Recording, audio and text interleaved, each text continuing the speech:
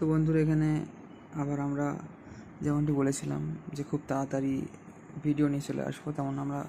7 number শ্লোক নিয়ে চলে এলাম উপদেশামৃত গ্রন্থের। তো এখানে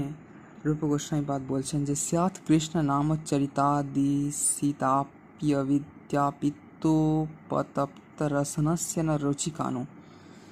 কিন্ত্বা দরাদনুদিনাং খলু শৈব জ্যৈষ্ঠা স্বাদ্বিক্রমাৎ ভবতি তদ্গদ মূলহন্ত্রী। এর মানে প্রভুপাত করেছেন অনুবাদ, সেটা হচ্ছে ভগবান শ্রীকৃষ্ণের পবিত্র নাম, গুণ, লীলা আদি এবং কর্মসমূহ দিব্য মধুর রসান্বিত। যদি ভগবত বিমুখ ব্যক্তির জিহ্বা অবিদ্যারূপ পাণ্ডুরোগের বা জন্ডিসের দ্বারা আক্রান্ত থাকার ফলে সে মধুর ভগবত তত্ত্বের স্বাদ আস্বাদন করতে পারে না, কিন্তু পরম আশ্চর্যের বিষয় এই যে প্রত্যহ যদি সে পরম নিষ্ঠা বা যত্নের সঙ্গে